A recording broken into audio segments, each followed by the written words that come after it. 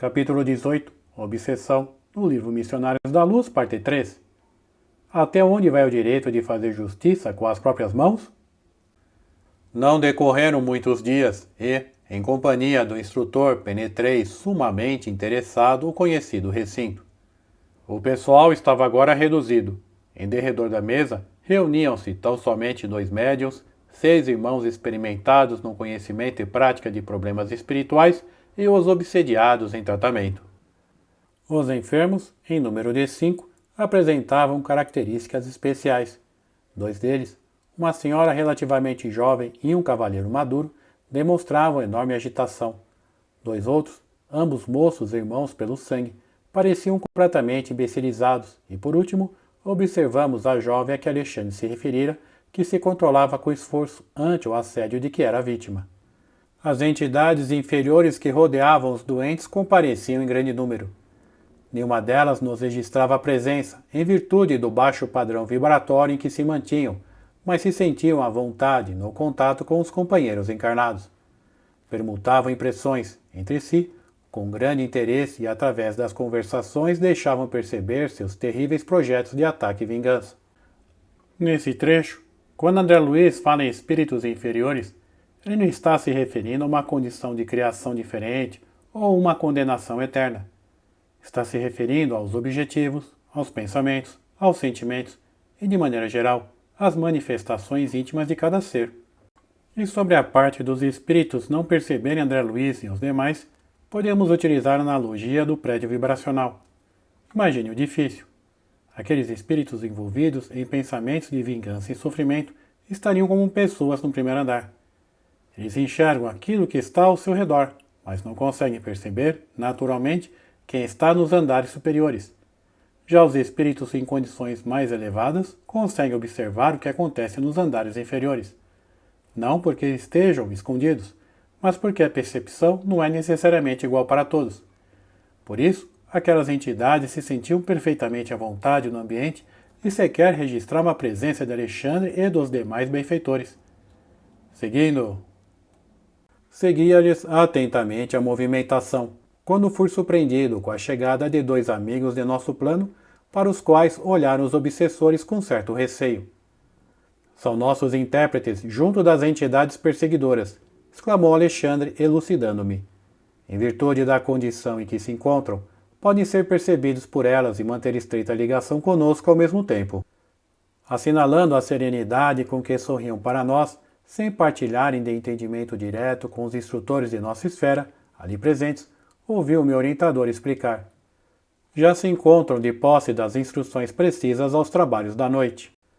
Esse trecho chama a atenção pela organização no trabalho. Aqueles colaboradores já haviam recebido previamente as instruções necessárias e, mesmo sem contato direto com os instrutores mais elevados, sabiam exatamente o que fazer. Isso nos mostra que não havia improvisação, mas cooperação e planejamento entre equipes que atuavam em diferentes condições de percepção. Seguindo, as criaturas desencarnadas que se congregavam ali em dolorosa perturbação retificaram, de algum modo, a linguagem que lhe era própria ao avistarem os 2 missionários. Verifiquei, pela modificação à vida, que ambos eram já conhecidos de todas. Um dos obsessores, evidentemente cruel, falou em tom discreto a um dos companheiros. Estão chegando os pregadores. Oxalá não nos venham com maiores exigências. Esse trecho traz uma curiosidade interessante.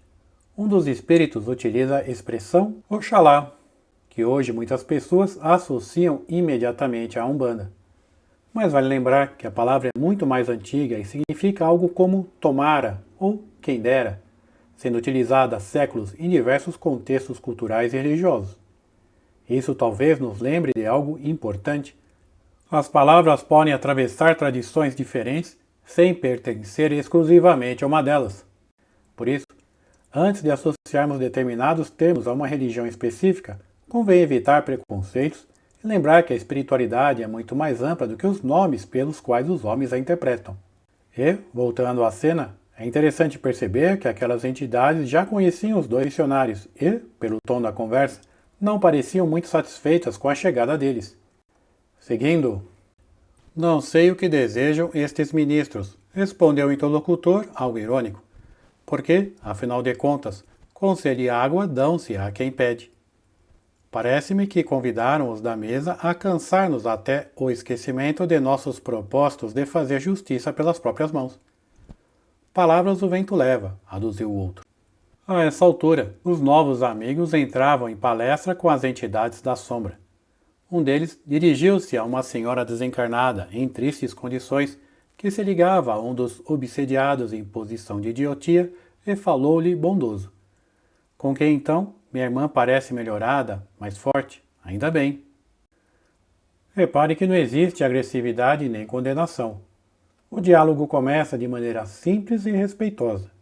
Antes de qualquer esclarecimento, existe uma tentativa de aproximação e de criação de confiança. Seguindo, ela explodiu em crise de pranto. Todavia, prosseguiu o missionário sem qualquer inquietude. Acalme-se. A vingança agrava os crimes cometidos. Para restabelecer a felicidade perdida, minha amiga, é necessário esquecer todo o mal. Enquanto abrigar pensamentos de ódio, não poderá atingir as melhoras que deseja. A cólera perseverante constitui estado permanente de destruição. Não conseguirá articular os elementos da paz íntima até que perdoe de coração. É quase impossível, respondeu a interpelada. Este homem afrontou meu ideal de mulher, lançou-me à corrupção, escarneceu de minha sorte, transformou-me o destino em corrente de males. Não será justo que pague agora? Não apregoam que o Pai é justo? Eu não vejo, porém, o Pai e preciso fazer justiça usando minhas próprias forças. E porque o doutrinador desencarnado a fitasse, compadecido, murmurou: E se fosse o senhor a mulher? Ponha-se no seu caso e pense como procederia. Prontificar-se-ia a desculpar os malvados que lhe atiraram lama ao coração? Cerraria as portas da memória a ponto de anestesiar os mais belos sentimentos do caráter? Não acredito. O senhor reagiria como estou reagindo. Há condições para perdoar. E as condições que eu imponho, na qualidade de vítima, são as de que o meu verdugo experimente também o sarcasmo da sorte. Ele infelicitou-me e voltou ao mundo. Preparou-se para uma vida regalada de considerações sociais. Titulou-se para conquistar a estima alheia. E o que me deve? Também eu, no outro tempo, não era digna de respeito geral? Não me candidatar a uma existência laboriosa e honesta, com o firme propósito de servir a Deus? Acompanhava a discussão com forte interesse, admirando o individualismo que caracteriza cada criatura, ainda mesmo além da morte do corpo. O intérprete de nossa esfera, contemplando-a sem irritação, observou: Todas as suas considerações, minha amiga, são aparentemente muito respeitáveis. Todavia, em todos os desastres que nos ocorram, devemos examinar serenamente a porcentagem de nossa coparticipação. Apenas em situações raríssimas poderíamos exibir de fato o título de vítimas. Na maioria dos acontecimentos dessa natureza, porém, temos a nossa parte de culpa. Não podemos evitar que a ave de rapina cruze os ares, sobre a nossa fronte, mas podemos impedir que faça ninho em nossa cabeça. Essa é uma passagem que merece ser lida com bastante serenidade. Porque ela não significa que toda vítima seja culpada pelo mal que sofreu, ou seja, responsável. Existem situações em que as pessoas são realmente vítimas de violência, abuso, injustiça ou crueldade. E seria um erro transformar uma reflexão sobre responsabilidade em uma acusação contra quem já sofreu. Mas talvez o ponto principal do intérprete seja outro. Mesmo quando não somos responsáveis pelo início de determinada situação, sempre existe uma pergunta importante: o que faremos daqui para frente? Podemos não controlar a ave que passa sobre a nossa cabeça, mas podemos impedir que ela faça ninho. Ou seja, nem sempre escolhemos aquilo que nos acontece, mas podemos escolher como iremos responder, como iremos reagir. E talvez seja nesse sentido que ele convida aquela irmã a examinar a própria participação, não para negar a dor que ela viveu, mas para impedir que o sofrimento se transforme em ódio permanente, porque aí sim acabamos prolongando em nós mesmos as consequências do mal recebido. seguindo. Nesse ponto, a interlocutora, parecendo melindrada, acentuou asperamente. Suas palavras são filhas da pregação religiosa, mas eu estou à procura da justiça. E com um riso irônico terminava, aliás, da justiça apregoada por Jesus.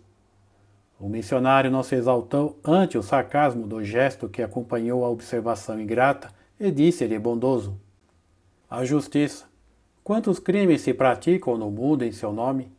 Quantos homens e mulheres que, em procurando fazer justiça sobre si mesmos, nada mais fazem que incentivar a tirania do eu? Refere-se a irmã ao Divino Mestre. Que espécie de justiça reclamou o Senhor para ele quando vergava sobre a cruz? Nesse sentido, minha amiga, o Cristo nos deixou normas de que não deveremos esquecer. O Mestre mantinha-se vigilante em todos os atos alusivos à justiça para os outros. Defendeu os interesses espirituais da coletividade até a suprema renunciação. Entretanto, quando surgiu a ocasião do seu julgamento, guardou silêncio e conformação até o fim. Naturalmente, não desejou o Mestre, com semelhante atitude, desconsiderar o serviço sagrado dos juízes retos no mundo carnal, mas preferiu adotá-la, estabelecendo o padrão de prudência para todos os discípulos de seu Evangelho nas mais diferentes situações. Ao se tratar de interesses alheios, minha irmã, devemos ser rápidos na justificação legítima. Entretanto, quando os assuntos difíceis e dolorosos nos envolvem o eu, convém moderar todos os impulsos de reivindicação. Nem sempre a nossa visão incompleta nos deixa perceber a altura da dívida que nos é própria e, na dúvida, é lícita a abstenção. Acredita que Jesus tivesse algum débito para merecer a sentença condenatória? Ele conhecia o crime que se praticava, possuía sólidas razões para reclamar o socorro das leis. No entanto, preferiu silenciar e passar, esperando-nos no campo da compreensão legítima. É que o Mestre, acima do olho por olho, das antigas disposições da lei, ensinou o amai-vos uns aos outros, praticando-o invariavelmente. Confirmou a legalidade da justiça, mas proclamou a divindade do amor. Demonstrou que será sempre heroísmo o ato de defender os que merecem, mas se absteve de fazer justiça a si mesmo, para que os aprendizes da sua doutrina estimassem a prudência humana e a fidelidade divina nos problemas graves da personalidade, fugindo aos desvarios que as paixões do eu podem desencadear nos caminhos do mundo.